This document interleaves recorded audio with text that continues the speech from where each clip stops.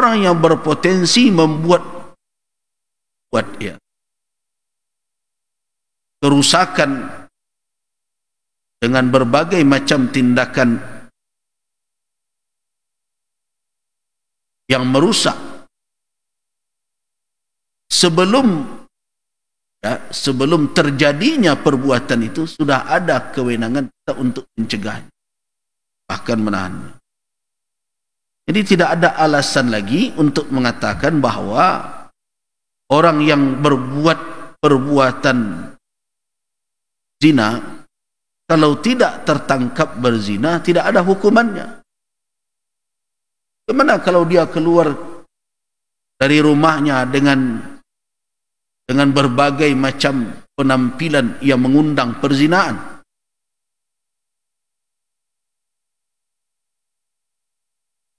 Apakah akan dibiarkan saja? Tentu tidak.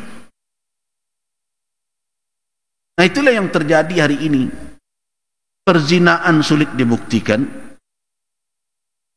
Karena apa? Karena berbagai peraturan. Hotel tidak boleh dirazia, ya kan? Masalah pribadi orang dan berbagai macam,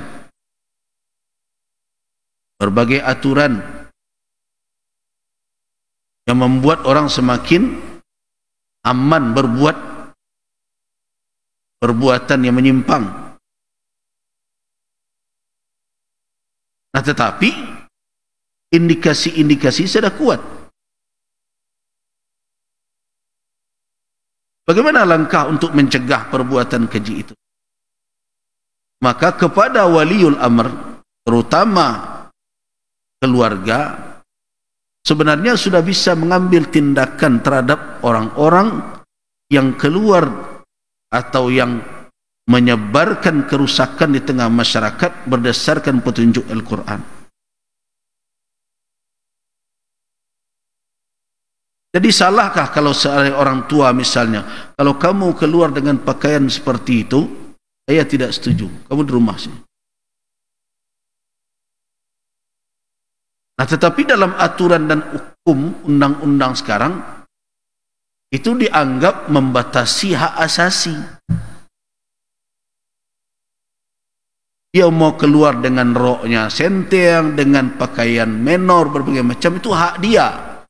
Nah, di dalam Islam tidak demikian adanya. Orang-orang yang berpotensi mendatangkan perbuatan keji, coba bayangkan, perzinahan ini terjadi kan karena banyaknya godaan di luar sana. Dan tidak bisa dihindari bahwa potensi godaan perzinahan itu banyak muncul dari wanita dengan segala penampilannya, berbagai penampilan yang menarik, membuat orang lupa diri. Nah, apakah orang-orang yang seperti itu lepas dari jeratan hukum syariat? Ya tidak. Jadi perintah Allah Subhanahu wa taala menahan mereka bahkan sampai datang ajalnya, sebelum ketentuan hudud terjadi, tidak serta-merta hilang. Ketika betul-betul dia telah terbukti berzina, ada 4 orang saksi, jelas ada ketentuan hudud, cambuk atau rajam. Tetapi orang-orang yang melakukan perbuatan yang mengantarkan kepada perbuatan itu tidak boleh pula lolos dari hukuman. Nah, itu yang kita fahami dari ayat tersebut. Karena itu saya secara pribadi juga melihat ada sisi kebenaran kepada sebagian ulama, yang mengatakan ayat ini tidak dinasakh, ketentuannya masih bisa berlaku,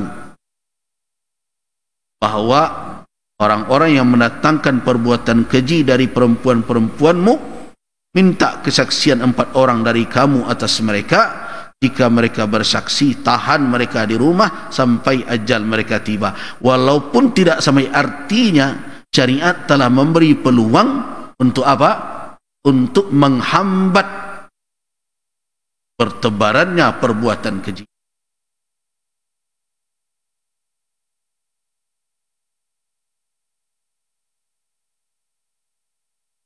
Au yaj'alallahu lahunna sabila. Ya, jalan yang diberikan oleh Allah Subhanahu wa taala ada dua. Bagi orang yang memang telah terbukti melakukan perbuatan zina tersebut adalah rajam atau cambuk.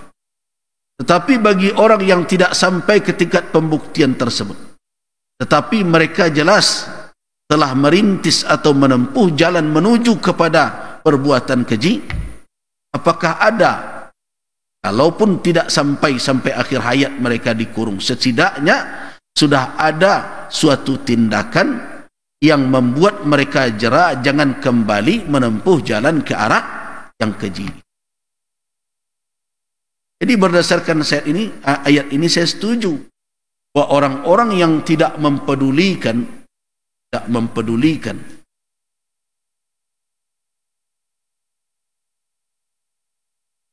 bagaimana nilai-nilai moral, etika di tengah masyarakat rusak karena tindakan dia. Lihat, orang sembarangan saja. Berhakkah kita tegur? Sepatutnyakah orang tua untuk memperingatkan mereka jangan keluar membuat kerusakan, jangan membawa kerusakan moral di tengah masyarakat? Sudah semestinya keluarga bertindak. Nah, kalau ini tidak dilakukan, maka semua perbuatan-perbuatan buruk itu akan muncul ke tengah masyarakat. Nah, keluargalah yang menjadi benteng awal. Jadi tugas awak untuk mengambil anak-anak gadis awak keluar dengan pakaian-pakaian yang mengundang hasrat tidak baik. Jangan ada juga yang berkata, itu banyak, tak bisa dipasur, buyanya dialah sadar isu. Orang-orang tua yang seperti itu tidak menjalankan tugasnya. Jadi beri peringatan anak-anak itu. Bahkan boleh orang tua mengambil sikap. Kalau kamu dah liko, keluar. Tak boleh keluar.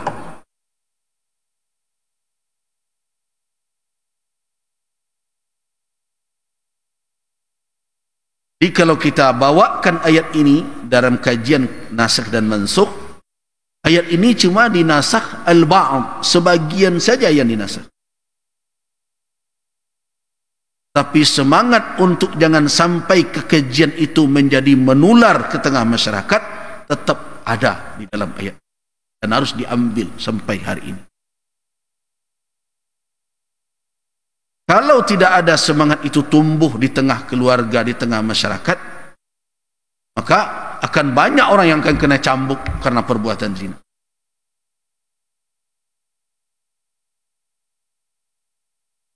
Nah, inilah yang saya titipkan, yang saya harapkan kepada orang tua, kepada keluarga. Bertegas-tegaslah dalam perkara perbuatan zina. Bertegas-tegaslah dalam perkara yang akan mengundang perbuatan keji tersebut. Ini bukan perkara membatasi gerak personal, bukan membatasi hak asasi manusia, tetapi perkara menyelamatkan masyarakat, menyelamatkan orang banyak dari perbuatan yang akan membuat rusaknya kehidupan bersama. Jadi demi untuk menjaga kehidupan masyarakat yang lebih banyak, tentu kita harus bisa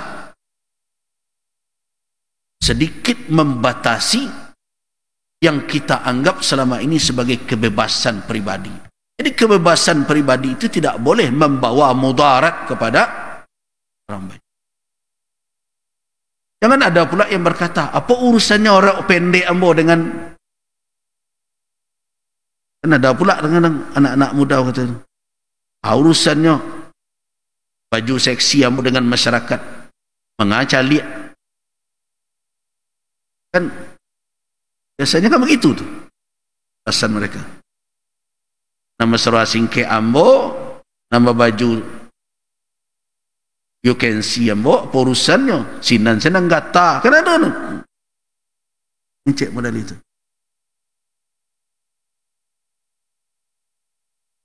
Mata sinan jago.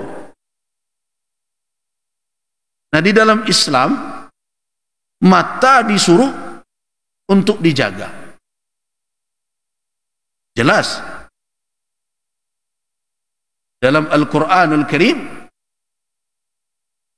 banyak petunjuk. Orang-orang yang beriman itu menjaga pandangan mereka. Baik yang laki-laki maupun yang perempuan. Tetapi tentu tak bisa mata saja dah. Yang akan membuat mata jelalatan pun harus diperingatkan.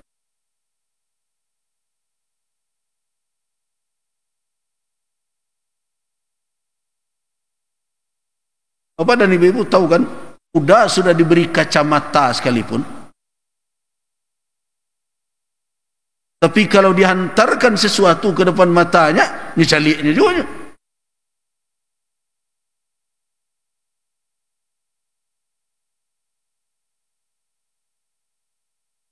Jadi tidak benar alasan sebagian orang mengatakan nama baju seksi ambo, nama pakai baju iku ambo, nama pakaian model iku ambo, nama gaya ambo. Apa urusan sinan? Mata sinan saja jago. Nah,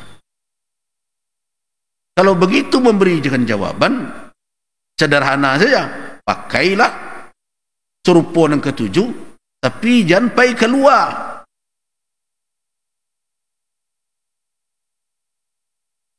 Buat serupa itu dalam kamar suram. Ketika kamu keluar, berarti kamu hadir di tengah masyarakat yang saling berinteraksi satu sama lain.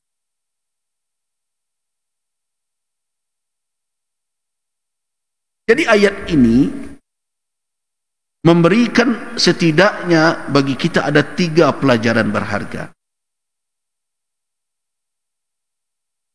Yang pertama adalah tanggungjawab dari waliul amr, ulil amri, mulai dari komponen terdasar, terbawah masyarakat, orang tua, keluarga, bahwa perbuatan keji itu harus dihambat dari permulaan.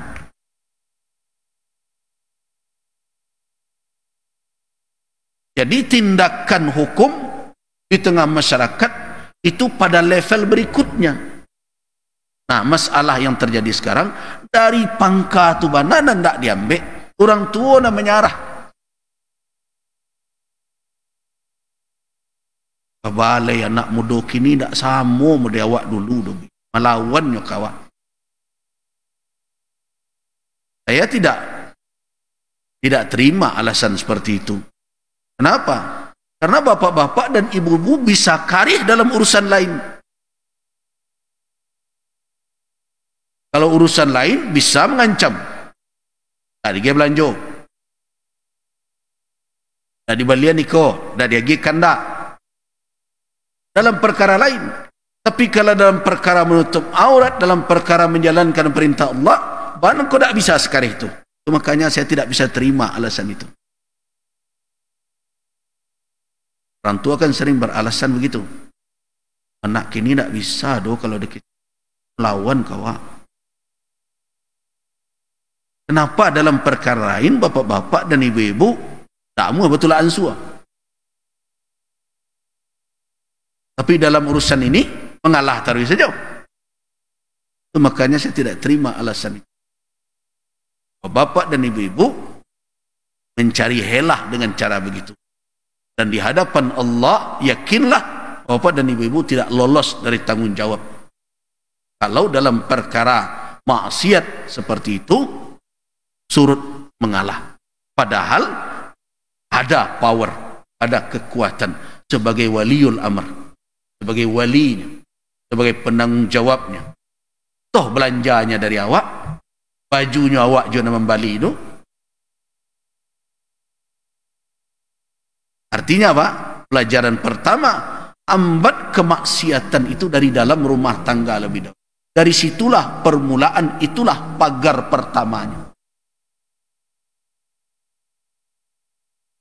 Itu pelajaran pertama.